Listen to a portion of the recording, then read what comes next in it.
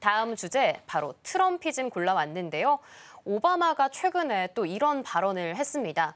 해밀턴 대학 연설에서 50년대 이 메커니즘에 빗대어서 트럼피즘에 대해 경계해야 된다 이렇게 말을 한 건데요. 네, 본부장님, 트럼피즘 이게 또 왜 위험한 거고 또 어떤 의미를 담고 있을까요? 고아논선이 혹시 메카시즘은 아세요? 아, 메카시즘이군요. 네. 네. 혹시 메카시즘이 뭔지는 아세요? 정확히는 모르고 있습니다. 그러니까 이게 1950년도에 이게 네. 그 극단적인 이제 뭐냐면 이게 이제 1950년대 조지 메카시 상원의원이 주도한 공산주의자들을 색출하자는 약간 그런 거예요. 그러니까 메카시 상원의원이라는 분이 계셨어요. 이분이 이제 당시에 이제 공산주의자들을 막 색출하는 약간 그런 거에서 실제 증거보다는 혐의보다 사회적 정치적 탄압을 정치하기 위해서 이제 이런 막 색출해서 언론계, 학자계, 예술계 이런 분들을 막 색출해서 이런 분들을 막 탄압하는 그런 정책이어서 이게 막 탄압하는 거예요. 그러니까 아무거나 막 증거를 잡아가지고 아무 증거나 잡아서 막 색출해서 이 사람은 공산주의자야 이런 사람들을 이런 걸 막 엑사시즘이라고 하거든요. 그래서 이런 것들이 요즘에 트럼피즘과 좀 비슷하다라고 생각을 한 거여서 오바마의 관점은 트럼프가 요즘에 하는 것들이 메카시즘과 다를 바가 없다라고 생각하는 거여서 그 트럼프 시대에 법원을 무기화하고 언론을 적대화하고 정치를 약간 보복 시도하는 게 메카시즘의 현대화의 반복이라고 생각을 하고 있습니다. 그래서 이제 이게 민주주의의 근본을 위협하는 징후가 아닌가라는 생각을 하고 약간 위험하다라고 보고 있습니다. 그래서 트럼피즘이 약간 메카시즘과 비슷하지 않냐라고 생각을 하고 있고요.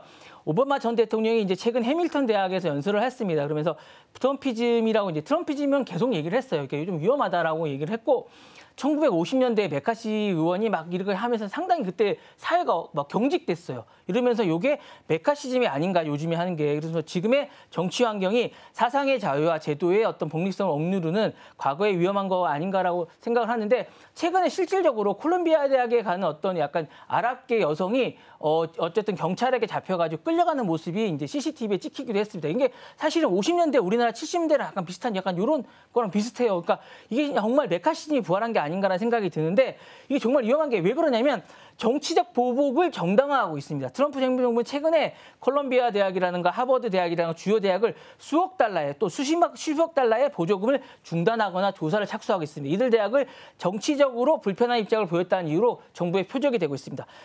정권을 비판하거나 예산을 제재하고 있습니다. 그러니까 권력의 비판자들에게 경제적 보복을 하고 있는 거죠. 그리고 이제 표현의 자유에 대한 위협을 하고 있습니다. 트럼피즘은 사실은 진영의 어떤 보수 진영의 어쨌든 불편한 언론, 대학, 문화계의 비판을 하면 취소 문화를 몰아가고 있습니다. 보조금을 안 주는 거예요. 그러면 반대 진보에 있는 어떤 표현을 하거나 불법화하려는 어떤 억압하려는 경향을 보이고 있습니다. 그래서 민주주의는 반대 의견을 허용한다고 유지한다는 이런 건데 이 반대로 가면 독재로 가는 가장 빠른 길입니다. 그래서 진짜 위험한 거고요. 제도와 규범을 무력화하고 있습니다. 트럼피즘은 사실은 언론, 법원, 의회, 대학을 민주주의로 가는 견제 시스템을 딥스테이크, 이게 음모론이죠. 딥스테이크로 낙인을 찍고 무력화하고 있습니다. 그래서 트럼프는 자신에게 불리한 법원이라든가 수사기관이라든가 최근에 수사기관 중에 이제 검사 2명을 해고했습니다. 자신에게 불리하게 하는 이 부분을 언론에 대해서 공개 비방하거나 탄압 조사를 하고 있고 반복하고 있습니다. 그래서 트럼피즘은 규범, 충성 이런 것보다 지지층을 하고 제도보다는 감정을 우선시하거나 이런 거 하고 있습니다. 상당히 좀 위험한 이런 게 아닌가라고 하고 있고요. 오바마가 이제 전달하는 메시지는 이런 겁니다. 대학 법률계 그리고 이제 많은 시민들에게 권력 앞에서는 침묵하면 안 되고 메카시즘이 미국의 어떤 자부심을 무너뜨렸듯이 트럼프도 사실은 표현이나 자율 민주주의를 이제 시험하고 있다라고 연설을 하고 있고요. 트럼프 이제 피즘이 위험한 건 정치 권력을 이용해서 사회 자율성과 표현을 무너뜨리고 있다라고 얘기하면서 과거의 독을 지금 반복해서는 안 된다라고 얘기를 하고 있습니다. 그래서 조심하라라는 메시지를 던지는 게 아닌가라고 얘기하고 있습니다. 네. 네, 이번에 나왔던 트럼피즘이 위험했던 이유는요, 바로 정치 권력을 사용해서 앞으로 사회의 자율성과 표현의 자유까지 체계적으로 억누르려고 하기 때문입니다.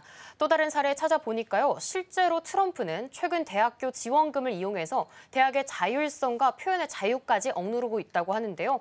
본부장님, 이렇게 된다면 네. 트럼프 정부가 대학 간에 또 어떤 경쟁을 또 하게 될까요? 여기서 이제 이제 오바마가 이날 얘기했던 게 또 있는데 뭐냐면 지원금을 하지 말고 대학들은 기금을 사용하라고 얘기했습니까? 전체적으로 기금을 사용하면 이용 좋다라고 얘기를 했는데 정치적 탄압이 강화되면 이제 일부 대학들은 침묵할 우려가 많습니다. 그런 우려도 있고요. 사실은 전개 방식은 트럼프 정부가 보조금, 연구금, 세제 혜택을 무기화할 가능성이 상당히 높습니다. 그러면 특정 발언이나 강연이나 캠퍼스가 기준을 설정할 상황이 있고요. 대학이나 지도부나 어쨌든 자금난이나 이미지가 우려해서 순응하거나 침묵할 가능성이 상당히 높고요. 또 다른 거는 이제 선별적 저항이나 정치적 거래를 할 가능성이 있습니다. 일부 대학은 타협을 하거나 공개 저항을 하거나 균열이 있거나 이제 이렇게 할 가능성이 있고요. 내부적으로 이제 자유를 보장을 유지하면서 외부 제재에 순응할 가능성도 상당히 있습니다. 하지만 또 많은 대학들이 이럴 가능성이 있어요. 집단 저항을 하거나 사회적 연대를 할 가능성이 많습니다. 아이비리그 사실 지금 아이비리그 상당수의 대학들은 대형 로펌이나 언론 연대에서 학문의 자유 및 어쨌든 권리를 수여하는 캠페인을 하고 있습니다. 그래서 우리는 침묵하지 않는다라고 얘기하면서 법적 대응을 하고 공동 성명서를 내고 어쨌든 자금을 독립을 강화하고 있습니다. 그래서 법원 의회에서 정치적 개입의 어떤 위헌성에 대해서 검토를 요청하고 있습니다.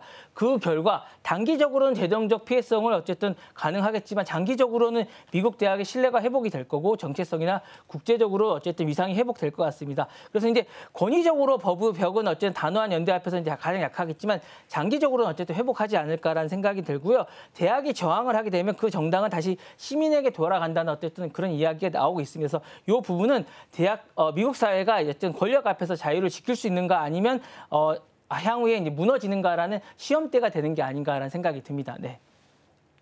네, 미국 사회가 앞으로 자유를 좀 지켜낼 수 있을지 대학 간의 문제를 통해서도 좀 비춰볼 수 있을 것 같습니다.